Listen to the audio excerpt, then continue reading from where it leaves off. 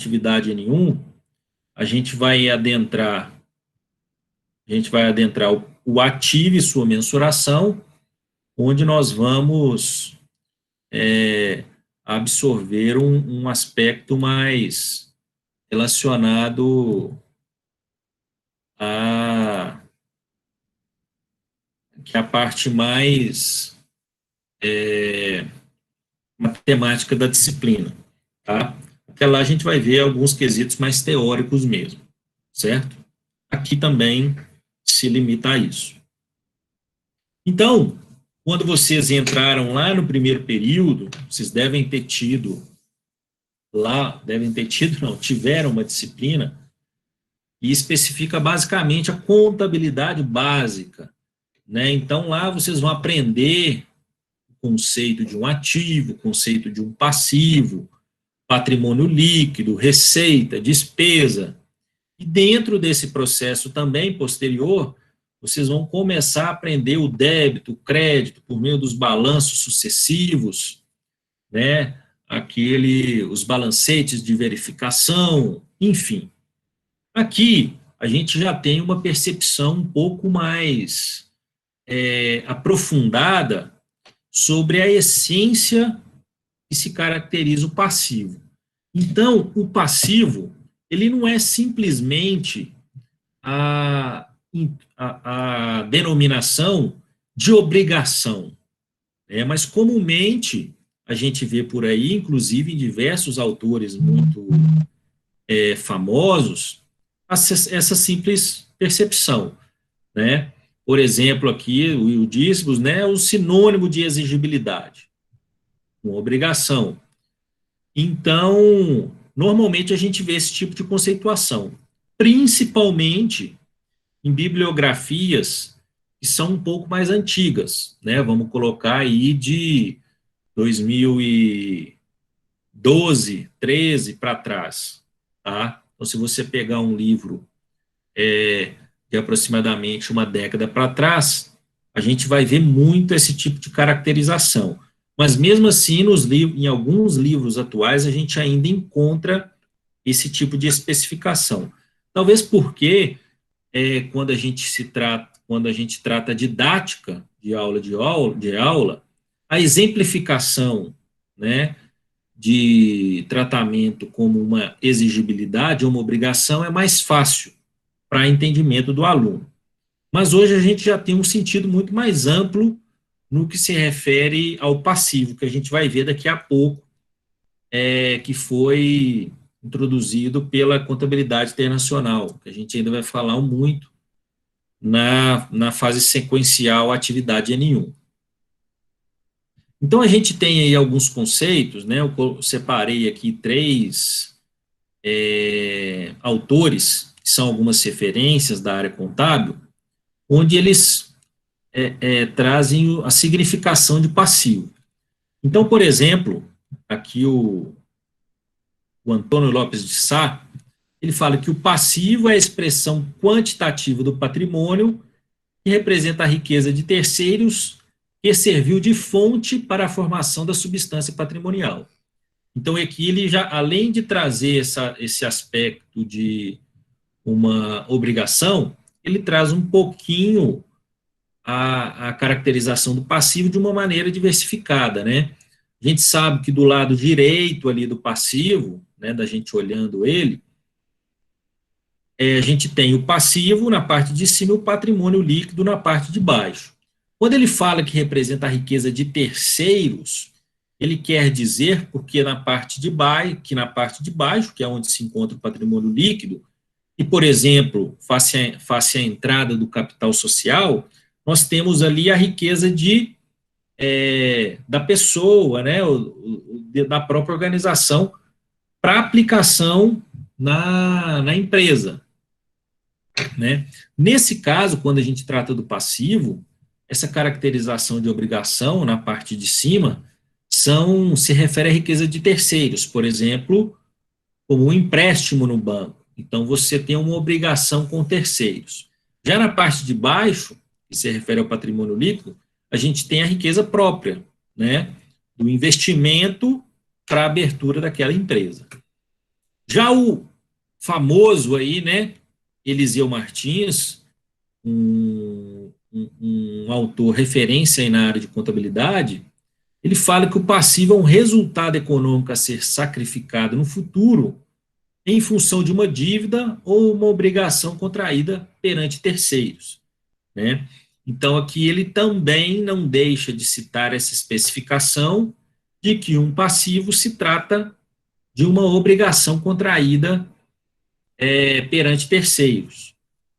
E, por fim, no livro de Hendrickson, a gente percebe que ele trata o passivo como uma obrigação ou um compromisso que a empresa tem de entregar dinheiro, bens ou serviços a uma pessoa, empresa ou organização externa em alguma data futura. Então percebam que todos eles, apesar de falarem frases diferentes, usarem alguns termos diferentes, todos eles caracterizam o passivo como uma obrigação ou um compromisso futuro. E esse é o tipo de definição que normalmente a gente também já está habituado. O que eles fizeram aqui foi trazer uma definição um pouco mais amplificada, tá? Mas que não deixa de caracterizar simplesmente como uma obrigação. E aí, dentro do processo evolutivo da nossa contabilidade, principalmente por meio da padronização internacional, a gente chegou a uma definição mais atual que, em última análise, o CPC 00 trouxe. Esse CPC, né, só trazendo adiantando um pouco, a gente tem uma contabilidade internacional que é gerida por um órgão, esse órgão se chama IASB, tá? Um órgão internacional, que ele define o padrão internacional de contabilidade. Essa definição padrão internacional, ela é definida por meio de IFRS. O que são IFRS? São nada mais, nada menos do que pronunciamentos contábeis. Então, o IASB faz a emissão de diversos pronunciamentos contábeis que são regulações que equivalem a uma legislação contábil padronizada internacionalmente, né? Então, para você ter uma contabilidade internacional, você precisa seguir aqueles padrões, ou seja, você precisa seguir aqueles pronunciamentos emitidos pelo IASB. E aí o Brasil começou a seguir esses pronunciamentos há pouco tempo, tá? Há menos de 10 anos. Então, já havia uma discussão muito incipiente, já lá no começo dos anos 2000, e isso culminou na adoção internacional, tá? Essa adoção internacional, traduzindo no sentido de traduzir mesmo, né, do inglês para o português, são pronunciamentos contábeis, né? Então, o que o CPC, que é o Comitê de Pronunciamento Contábil, faz? Pega as IFRS, que são os pronunciamentos internacionais, e traduzem para a realidade brasileira. Tá? Então, esses pronunciamentos contábeis, é o CPC 00, CPC 01, 02, 03, 15, 14, né, tem aproximadamente 60, 70, nada mais do que são, né, as traduções desses pronunciamentos internacionais. Beleza. E aí, dentro do CPC 00, que é um pronunciamento básico dentro da contabilidade, inclusive trata-se de alguns princípios, fala a definição do passivo. Então, o que ele traz lá? O passivo é uma obrigação presente da entidade, derivada de eventos passados, cuja liquidação se espera que resulte na saída de recursos da entidade capazes de gerar benefícios econômicos futuros. Então, aqui, no CPC 00, ele continua categorizando o passivo como uma obrigação da organização ou da entidade, mas ele acrescenta alguns fundamentos que se relacionam com a essência do seu passivo. Então, por que nós contraímos um passivo? Por que nós contraímos uma obrigação, um compromisso futuro? Aí, o CPC vem delimitando. Uma obrigação que se caracteriza, que é definido como um passivo, é derivado de eventos passados. Então, quando a gente tem no balanço um passivo, aquele passivo ele foi gerado por um evento passado. O balanço patrimonial ele é um retrato da empresa naquele momento, né?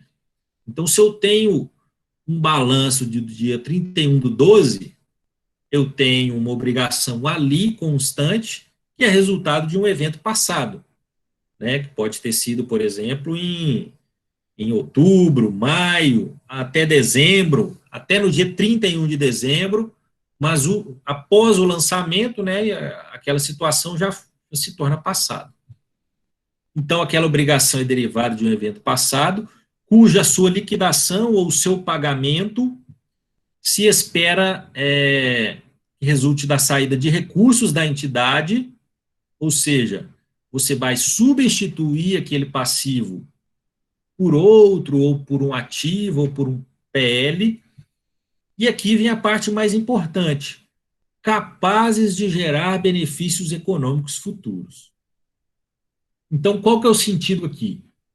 Você gera um passivo com o objetivo de gerar benefícios econômicos futuros. Mas o que significa esse gerar benefícios econômicos futuros? Nada mais é do que o lucro, né?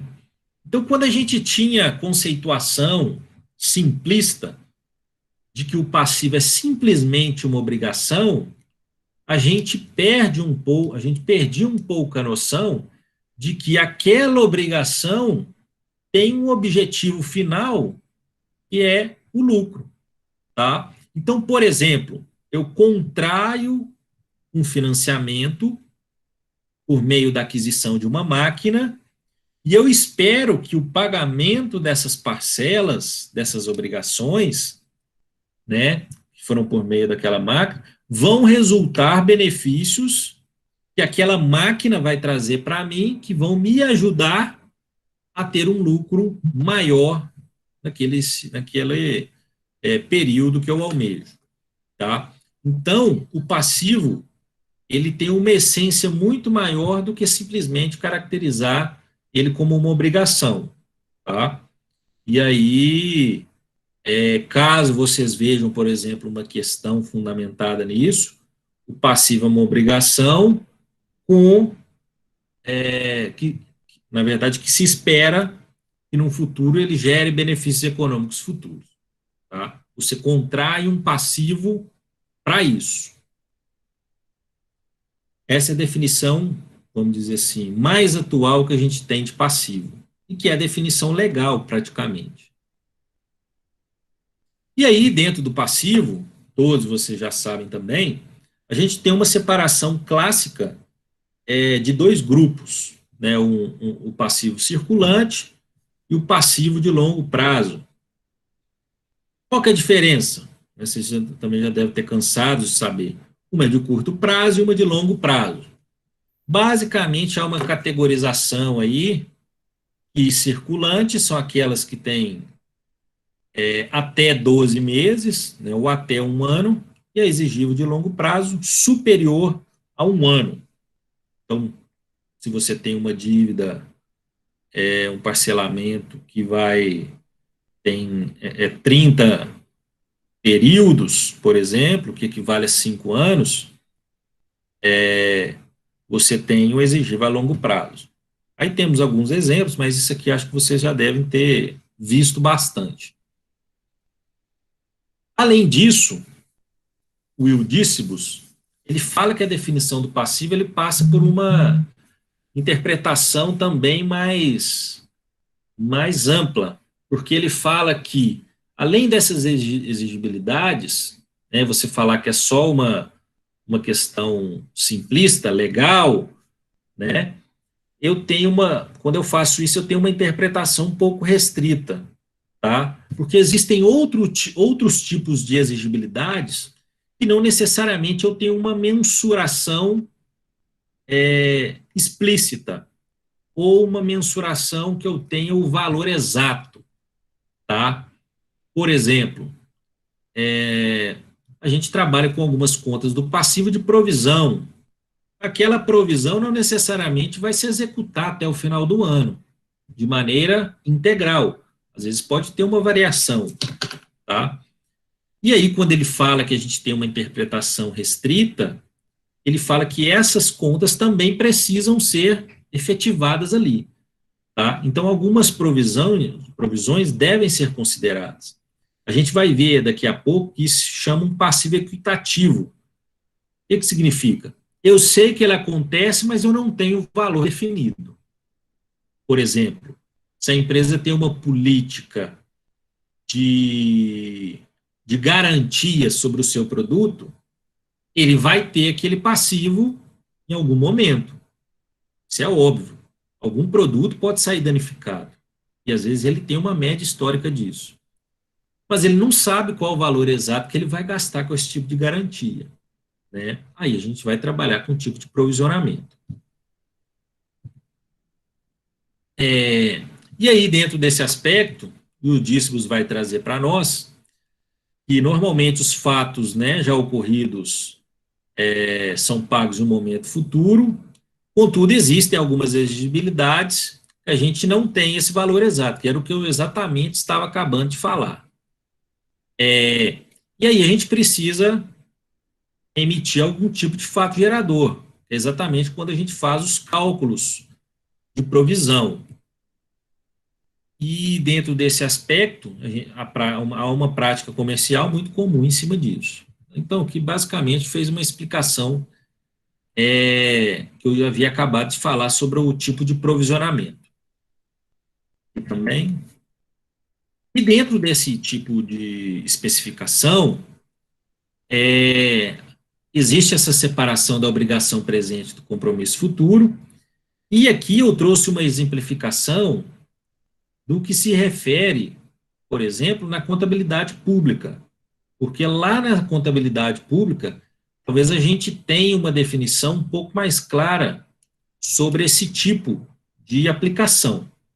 Então, dentro da contabilidade pública, que vocês vão ver no ano que vem, no 7º, 8º período, contabilidade pública 1 e 2, a professora Mariana, vocês vão ver que os gastos que são efetuados dentro de uma prefeitura, por exemplo, ou de um governo estadual, enfim, de uma entidade pública, os gastos passam por 3 fases, e correspondem ao empenho, a liquidação e o pagamento. O que é o empenho? O empenho é quando eu tenho o desejo de fazer algum tipo de gasto. Então, se eu quero comprar uma cadeira para colocar em uma escola, né, vamos pensar num conjunto de cadeiras. Se eu tenho essa intenção, eu faço um empenho daquele tipo de cadeira. Eu posso ter o valor exato ou não, tá? Nesse tipo de situação, provavelmente eu vou ter o valor exato, porque as cadeiras têm um valor, e aí eu vou fazer o empenho específico daquele montante, mas não necessariamente. O empenho, ele é trabalhado de maneira de provisão, ou seja, a gente faz o empenho na contabilidade pública para o ano todo. Então, começou o período, se eu tenho um gasto que vai executar o ano todo, eu já faço o empenho que a gente chama de estimativo, ou seja, eu já faço empenho para os 12 meses. Mas que tipo de conta se refere a isso? Por exemplo, conta de luz, né? Tem lá sei lá, a escola, e a escola paga um valor por mês de energia. Só que esse valor de energia, ele varia de um mês para o outro. Tem mês que ele vê um pouco a mais, um mês que ele vê um pouco a menos.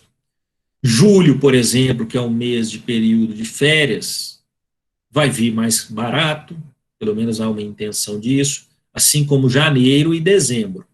Então, tem uma variação. Então, se faz o empenho estimativo. E aí, após passado período, né, você vai fazendo aí os que a gente chama de subempenho, né, você faz o empenho estimativo total, depois você vai subempenhando, né, vai tirando um valor daqueles empenhos. E aí, trabalha-se como uma provisão. Depois da fase do empenho, nós temos a fase da liquidação. O que é a liquidação? É quando eu já sei, não é quando eu já sei, é quando eu dou o direito adquirido do credor de me cobrar. O que significa isso?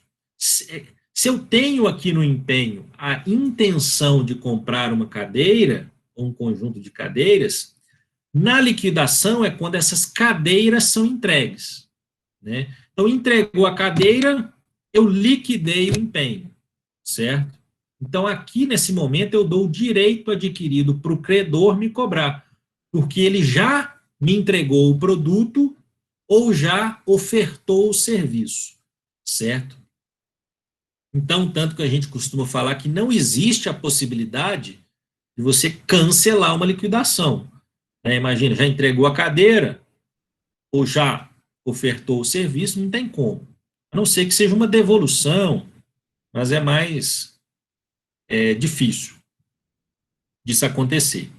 Até porque as devoluções, elas não se relacionam ainda como uma liquidação, né? Porque como você, apesar de você ter recebido, você está devolvendo. E depois da fase da liquidação, a gente tem o pagamento. Lucas, Oi?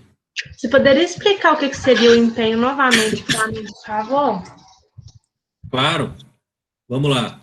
Dentro do âmbito público, o empenho é quando eu tenho a intenção de gastar com alguma coisa. Então, por exemplo, eu estava falando no caso da escola. Se eu tenho a intenção de comprar um conjunto de carteiras para os alunos, eu vou lá e faço um empenho inicial. Vamos supor que essas carteiras vão me custar 10 mil reais. Eu vou lá e empenho 10 mil reais, certo? Então, esse empenho é como se fosse um provisionamento de gasto que eu vou ter, porque isso demanda licitação, né? A oferta desse produto pelos fornecedores, enfim. Então, eu empenho. O empenho tem que ser prévio, tá? Então, provisiona o empenho. Então, quando eu tenho a intenção do gasto, é o empenho, certo? Depois do empenho, que é a primeira fase, eu tenho a segunda fase, que é a liquidação. A liquidação é quando eu efetivamente comprei. Alguém vai perguntar? Não, né?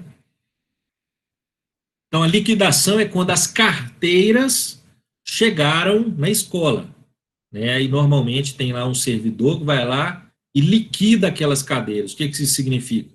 Ele atesta que aqueles 10 mil reais foram comprados em carteiras. Então, nesse momento da liquidação, eu dou o direito adquirido para o credor me cobrar. Tá? Então, aí ele deixa de ser um provisionamento para ser efetivamente uma obrigação. Tá? Eu tenho a obrigação de pagar aquele fornecedor, desculpa, correspondente àqueles 10 mil reais. Tá? Se eu não pagar, ele pode entrar na justiça e me cobrar. Certo? Por exemplo, no empenho, não tem como ele entrar na justiça e me cobrar de uma coisa que ele não me entregou. Certo? E aí, depois da fase da liquidação, eu tenho o pagamento. O pagamento é efetivamente o desembolso do recurso financeiro. Talvez a fase mais fácil das três. Então, liquidou, eu vou lá depois e pago. Tá? Pode demorar? Pode. Tá? Mas é o fato de pagar. Ô, Lucas, Beleza? esse empenho seria tipo uma ordem de compra, por exemplo? Na verdade, a ordem de compra, ela vem antes do empenho. Tem umas subfases anteriores que se relacionam antes do empenho. Primeiro, lá, né, na gestão pública, você faz a ordem de compra, e aí se relaciona mais com a licitação em si, e aí depois é que se faz o empenho, certo? É uma fase anterior ao empenho. Mas assim, sim, eu estou passando aqui porque se relaciona com com a nossa matéria, mas se vocês vão ver isso aqui mais aprofundado também na disciplina da Mariana, tá? Vocês podem ficar bem tranquilos. Mas a ordem ela é anterior à fase do empenho. Beleza? Certo, obrigada. De nada. E aí, dentro da fase do pagamento, né, agora nos relacionando um pouco mais ao aspecto vinculado a empresas privadas, vamos dizer assim, o pagamento ele pode ocorrer de algumas maneiras, certo? Porque não necessariamente um pagamento é feito pelo dinheiro, tanto pelo dinheiro físico ou por uma transferência, por exemplo, até por Pix, tá? O pagamento hoje em dia ele pode ocorrer de algumas formas. A primeira aqui que a gente tem como exemplo é o pagamento do dinheiro, que é a mais simples de entender e que é uma forma que normalmente acontece. Você vai lá, comprou uma cadeira, você pagou a cadeira pelo valor monetário que ela se refere. Contudo, existem outras formas, né? Quando a gente está falando aqui de pagamento, a gente está falando da eliminação de uma obrigação ou da eliminação de um passivo. Então, você foi lá, tirou o dinheiro do caixa, né? E aí fez a eliminação do passivo por meio daquela retirada de caixa. Na segunda possibilidade, nós temos a transferência de outros ativos. Essa transferência de outros ativos pode ocorrer de algumas formas. Por exemplo, às vezes você comprou um produto, um equipamento que é um pouco mais caro, mas ao invés de você pagar aquele equipamento financeiramente, você pode pagar, por exemplo, por um serviço que a sua empresa oferece. Ou você pode pagar, por exemplo, pela troca por outro equipamento, tá? Então vamos supor que eu comprei um maquinário para minha fábrica. Ao invés de eu pagar financeiramente, eu vou lá e dou um carro para abatimento desse valor. Pode ocorrer, né? Aí eu retiro um bem meu, né, lá no imobilizado, e retiro também, faço o pagamento de uma obrigação por meio desse bem. Também ocorre. A execução do serviço é a mesma forma, contudo, eu acabei falando antes, né? Contudo, você vai fazer por meio da execução de algum serviço que você atribui, por exemplo, você vai comprar uma máquina e aí você vai pagar aquela máquina com execução de algum serviço seu. Vamos supor que você seja um lava rápido, de carros. Aí você comprou uma máquina ou você comprou produtos de limpeza, por exemplo. Esses produtos de limpeza, ao invés de você pagar monetariamente, você vai lavar os carros da empresa que você comprou aqueles produtos durante, sei lá, 2 meses. Né? Você está substituindo aquela obrigação pela execução do seu serviço. A quarta possibilidade seria a substituição de uma exigibilidade por outra. Quando isso ocorre, é quando eu faço a substituição de um passivo por outro. Então, por exemplo, às vezes eu tenho, isso é mais para empresa enrolada, né, pessoa enrolada, tem uma conta vencendo, eu vou lá e contraio outro empréstimo, né, para poder pagar aquele, ou seja, eu estou praticamente trocando uma exigibilidade por outra, certo? Eu paguei, mas continuo devendo por meio de outro passivo. Isso também acontece. E a conversão da exigibilidade em capital, né, o outro item do patrimônio líquido. Aqui, por exemplo, o aporte, né, que também acontece em determinados momentos. Tem lá o passivo, para eliminar ele, você aporta mais dentro do seu PL.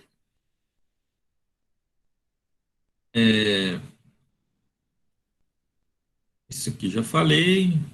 E aqui a gente vai falar nas perspectivas das provisões, mas eu vou deixar para falar um pouquinho mais para frente e fica mais claro. O passivo, normalmente, ele pode ser caracterizado de 4 formas, né? Exigíveis onerosos e não onerosos, fixos variáveis, coligadas e terceiros, preferenciais e quirografárias. Aqui a gente faz essa explicação um pouco mais aprofundada com relação, ao invés da simples separação de circulante a longo prazo, porque pode ser que vocês encontrem esses tipos de classificação em algum momento. Tá? Então é importante que vocês saibam a definição de cada um e diferenciar.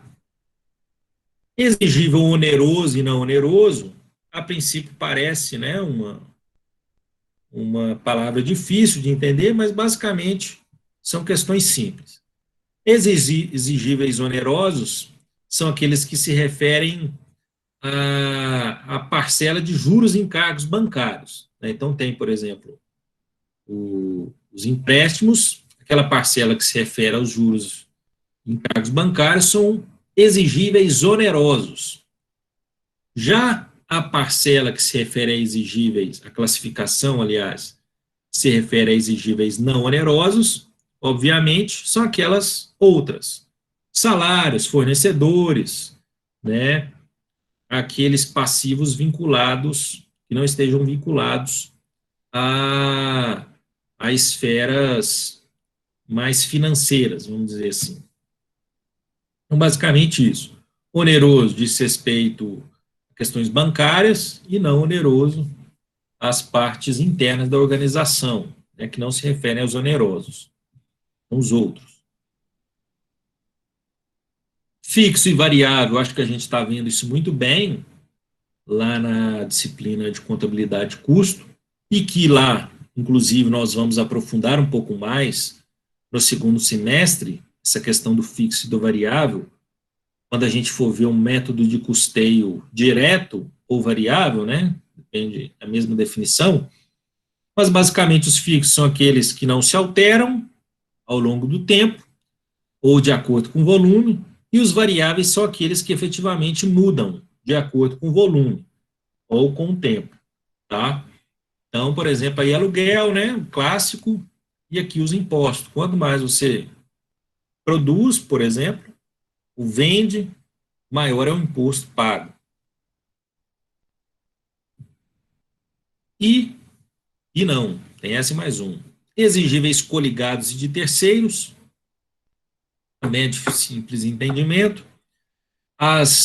Os exigíveis coligados são aquelas obrigações que a gente tem com empresas do mesmo grupo, né? Então, por exemplo, a gente tem aqui empresas do mesmo grupo que se refere a Americanas e Submarino, né? Apesar de serem, né, CNPJs diferentes, se referem ao mesmo grupo. Se uma tiver uma obrigação com outra, são exigíveis coligados, tá? Porque fazem parte do mesmo grupo. E aí, esse tipo de pagamento e flexibilidade para pagamento é mais fácil, tá? Mais tranquilo de se fazer. Já com relação aos terceiros, são aqueles que não se referem ao mesmo grupo, né? Que você não tem nenhum tipo de participação. Tá? Por exemplo, aquela questão clássica também de uma empresa comprar de um fornecedor, né, que não tem nada a ver com você, né? Então, exigíveis de terceiros. E, por último, né, os exigíveis preferenciais e quirografários. Essa daqui, quando eu pergunto, né, em aulas físicas, é difícil achar alguém que lembre ou que já tenha conhecimento. quando uma empresa entra em falência, entra-se os exigíveis preferenciais e quirografários. E aí eu sempre pergunto também, né? Quando uma empresa fale, quais são os passivos preferenciais que ela tem para pagamento? E aí, normalmente, o pessoal fala a questão dos funcionários, né, dos empregados, mas antes deles, nós temos as despesas com a própria falência. Né, essas despesas têm prioridade. Depois que todos os custos, aliás, depois que todos os gastos com a falência forem pagos, aí sim entram os empregados, os funcionários, tá? E Mas o que seria um gasto aí de falência, hein, Lucas? gastos administrativos mesmo, tá? Por exemplo, para uma empresa, quando uma empresa fale, ela precisa pagar algumas questões judiciais, por exemplo, tá? Esses gastos judiciais, por exemplo, a pagamento dos empresários, são gastos vinculados à própria falência da empresa, certo? Então, eles entram como prioridade, ok? Ok. Depois, sim, entram os empregados e os seus encargos. Depois, algumas dívidas com garantias reais, né, no caso de hipoteca, penhor mercantil, etc. O quarto, olha para vocês verem que interessante, o governo entra aqui, e depois desses quatro preferenciais, né, terminam aqui, aí sim entra os exigíveis quirografários, tá? Que por consequência se traduzem, por exemplo, nos fornecedores. Olha para você ver. Se você é o fornecedor de uma empresa e ela falir, é quase impossível você receber aquele valor, porque tem uma série de quesitos que vem antes. Tá? E normalmente, para uma empresa chegar nesse tipo de falência, essas dívidas aqui já vão basicamente abarcar tudo aquilo. Então, os fornecedores realmente, definitivamente, vão ficar aí a ver navios, né?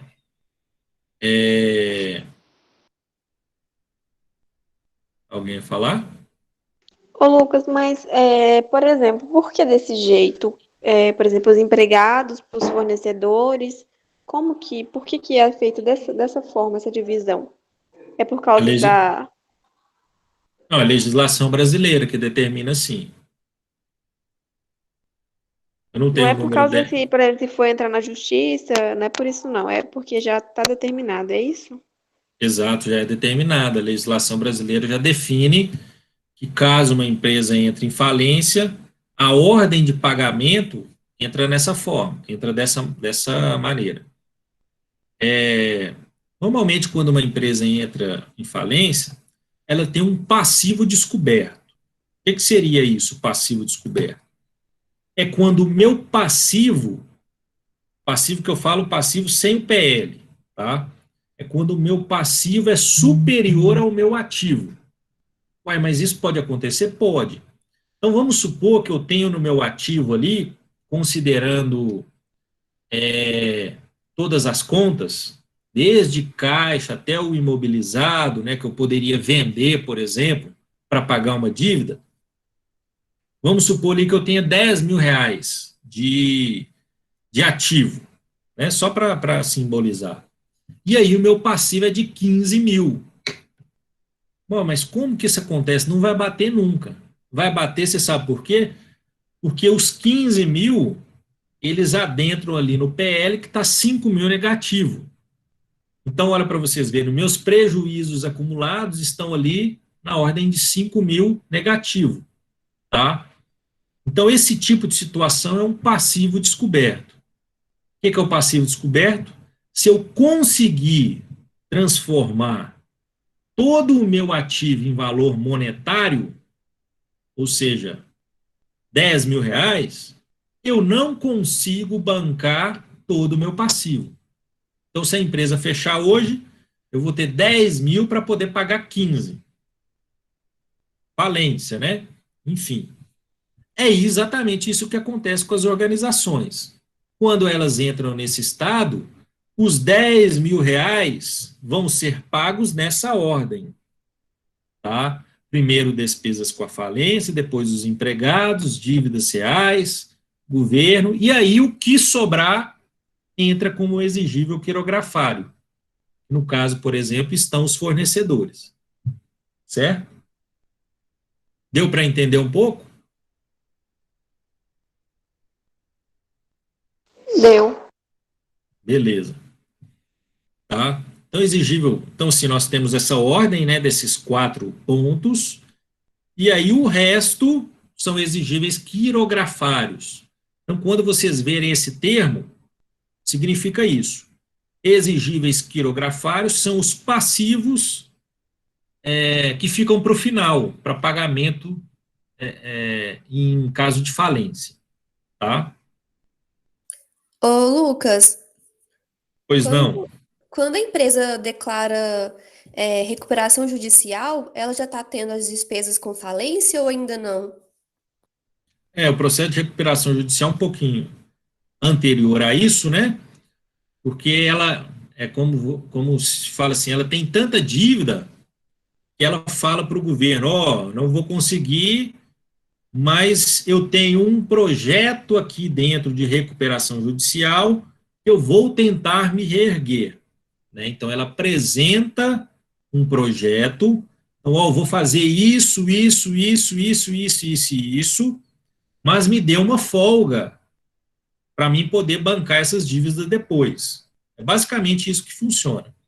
E aí, né, a justiça vai aceitar ou não aquele projeto de recuperação judicial, certo? Dependendo do que está envolvido, se aprova.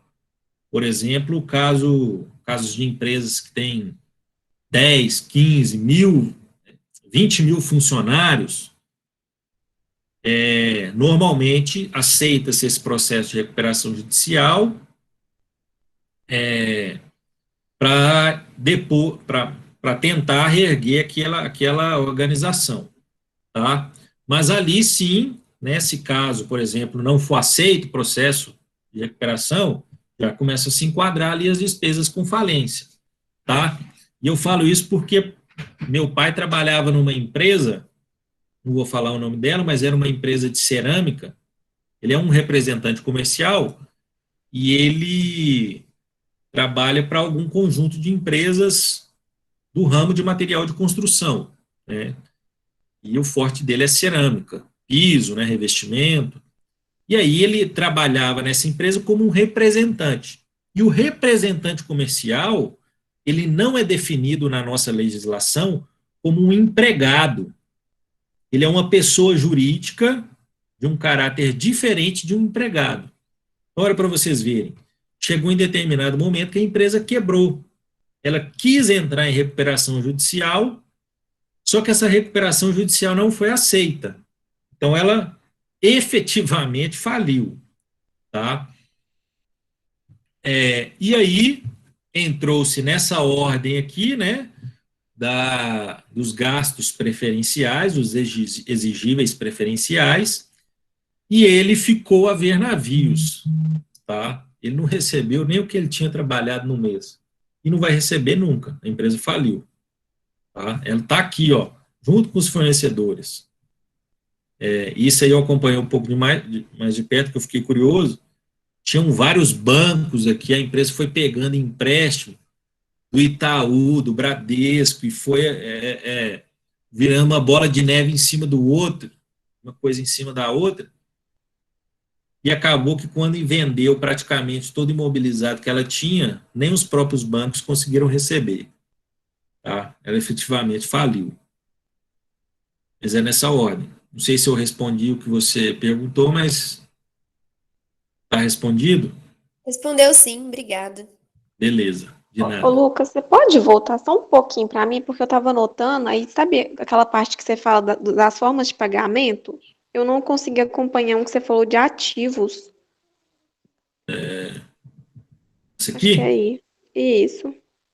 transferência de outros E ativos, Isso. Você Aqui, pode no explicar de caso, novo? é quando, por exemplo, você tem um passivo, e aí o pagamento desse passivo vai ser por meio de um ativo que você tem, que não seja dinheiro. Então, por exemplo, você comprou uma máquina, um equipamento para a sua linha de produção, e aí, ao invés de você ter um pagamento em dinheiro, né, um desembolso do seu caixa, você vai, por exemplo, pagar com o carro que você tem. Então, você vai substituir um ativo imobilizado que você tem pela obrigação, certo? Então, você está pagando aquela obrigação com um bem. Deu para entender? Deu sim, Lucas, obrigada. Beleza, de nada. Aí passamos pelos exigíveis preferenciais quirografários e entramos aí na parte final. Tá? Segundo o Hendrickson, né? Coloquei o Hendrickson, mas é o Hendrickson e Van Breda. São dois autores desse livro. Esqueci de atualizar aqui. Eles falam que nós temos basicamente 3 tipos. Então percebam que tem assim, diversas classificações, né? Que os autores mencionam sobre o tipo de exigibilidade ou passivo. Mas basicamente o que a gente deve atuar, vamos dizer assim, na praticidade do dia a dia, é aquela categorização clássica do balanço patrimonial. Passivo circulante, passivo não circulante, longo prazo, ok? Que está lá no CPC 00, está lá a categorização, tá? Se eu não me engano, tem um CPC, inclusive, só para as demonstrações contábeis. E aí, o Hendrickson fala que as exigibilidades ou os passivos, eles são categorizados em 3 tipos. Nós temos os passíveis legais, os equitativos e os contingentes. Qual que é a diferença de um para o outro? As exigibilidades ou passivos legais são aquelas que a gente tem um valor específico, uma data específica, um credor específico, ou seja, eu tenho todas as informações necessárias para fazer o pagamento daquela obrigação. Por exemplo, aquele caso da cadeira. Eu comprei a cadeira e aquela cadeira eu vou pagar daqui 30 dias. Né? Gerou uma obrigação para mim e daqui 30 dias eu vou fazer o pagamento daquela cadeira por R$100. Ou seja, eu tenho todas as informações necessárias para o pagamento daquela obrigação. Tá? Eu tenho o valor, eu tenho o prazo, eu tenho o fornecedor, tem tudo. Aí é uma exigibilidade legal. Tá? Então, por exemplo, são aquelas categorizadas com a comprovação de nota fiscal, né, de boleto, que eu tenho todos os valores formatados. São as obrigações, vamos dizer assim, normais, tá? Essa eu acho que é bem tranquilo de entender. Já as obrigações equitativas, ou as exigibilidades equitativas, são aquelas que eu preciso estimar um valor provável de execução. Então, são aquelas que eu sei que acontecem, mas que eu não tenho um valor exato. Eu preciso fazer algum tipo de estimativa para gerar esse valor específico. Tá? Um exemplo, que aí os autores trazem como principal, é caso a empresa oferte compromissos com garantias. Tá? Então, por exemplo, eu sei quantos clientes vão exigir a aplicação da garantia do produto, eu não sei quantos vão exigir, nem o valor monetário, nem para quem, né, eu vou pagar eu vou cumprir essa garantia, não tem esse valor, nem a denominação. Mas eu sei que, historicamente, por volta de 2, 3% das minhas vendas, eu aplico garantias. Então, olha para vocês verem. Apesar de eu não ter uma medição exata, eu consigo fazer um provisionamento que se refere a 2, 3% do que eu vendo, tá? Então, eu trabalho com provisionamento. Então, vai ter uma conta lá no meu passivo, provisão de garantias.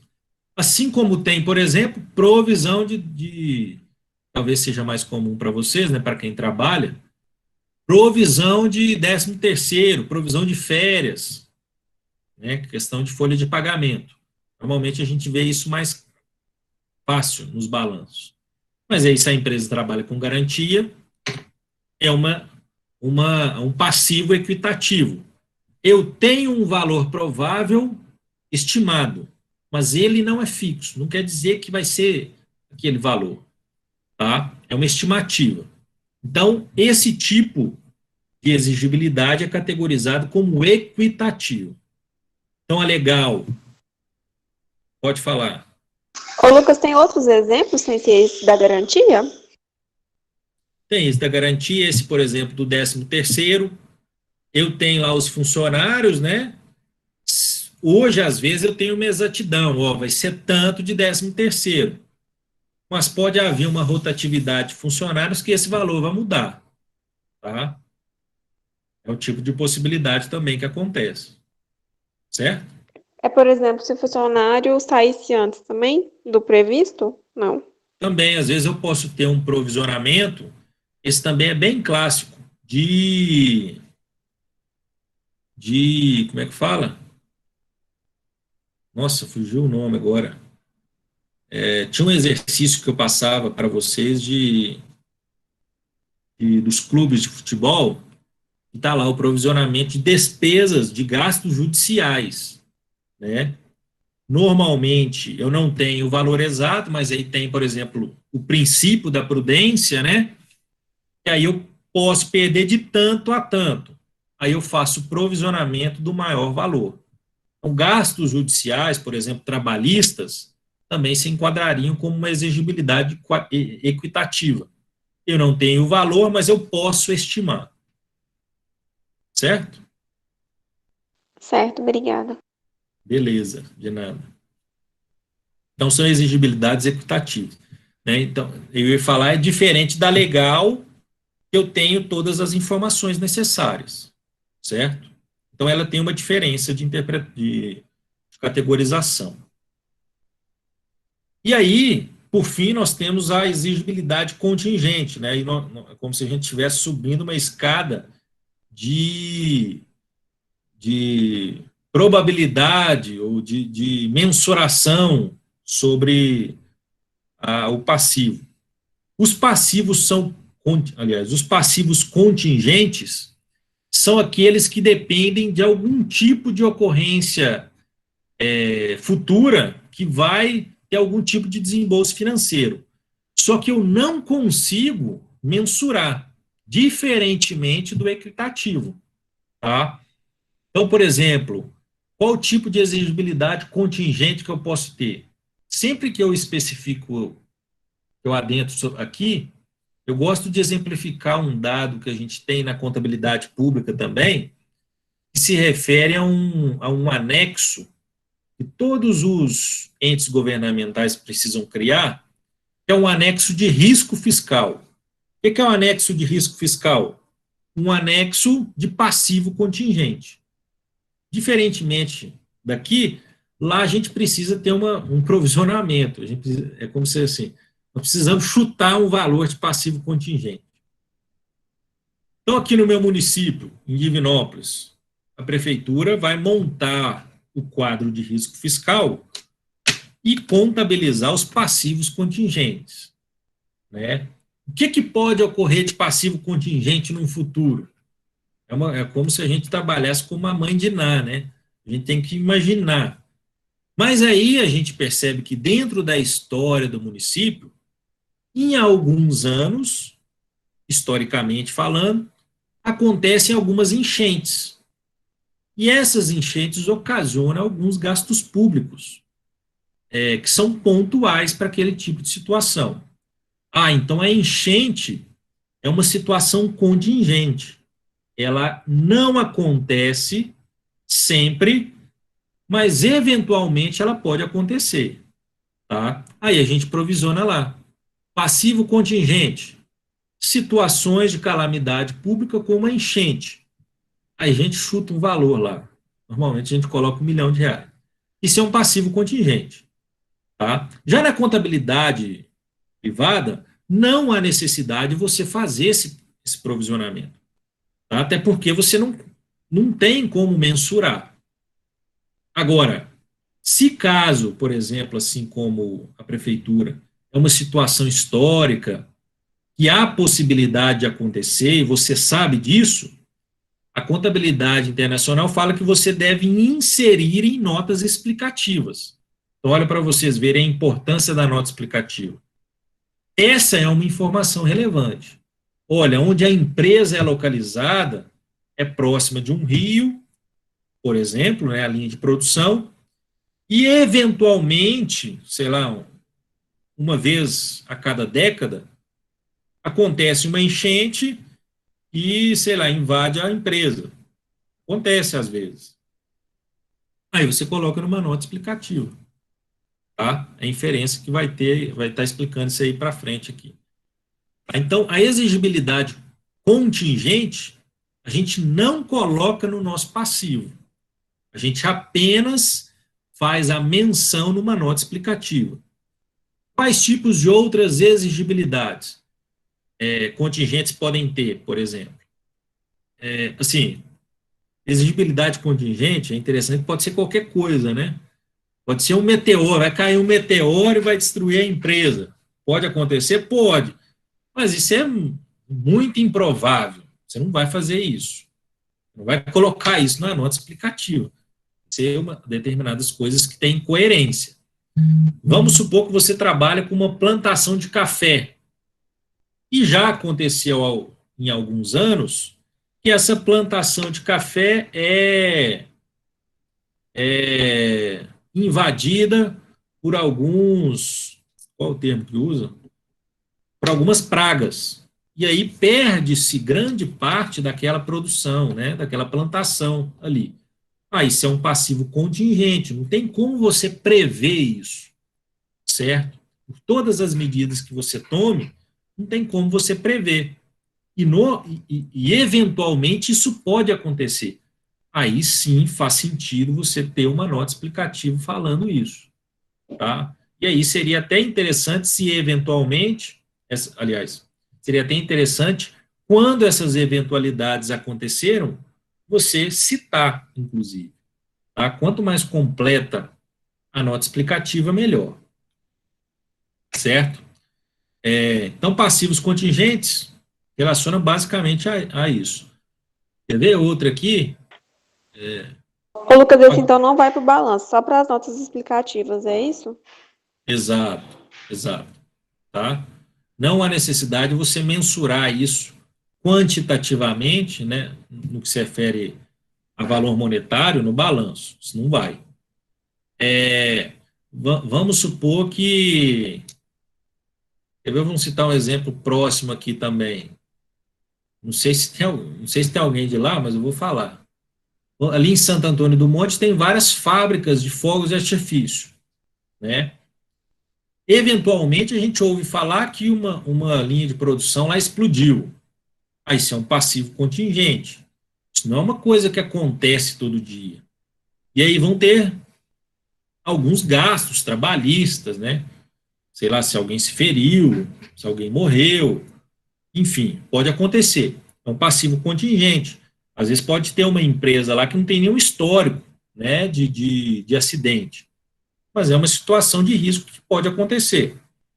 Aí você também não vai ter a menção monetária lá disso, só em nota explicativa. Agora, o adendo que é necessário fazer em cima disso é que é preciso fazer uma avaliação se esse passivo contingente, por exemplo, que eu acabei de citar, ele não se tornou um passivo equitativo.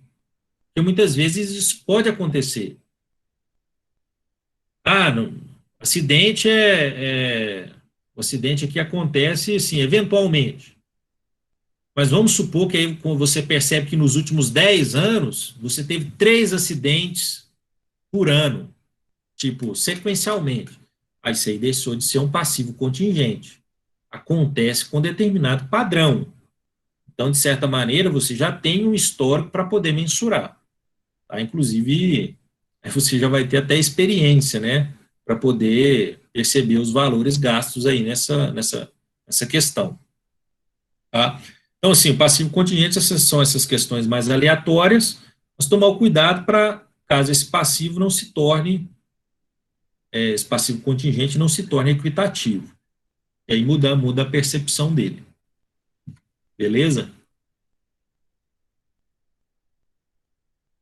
Então é isso. Aí tem uma explicação final, mas eu já falei tudo, praticamente. Mais para vocês estudarem depois. Certo? Alguma dúvida, pessoal? Interromper o compartilhamento aqui.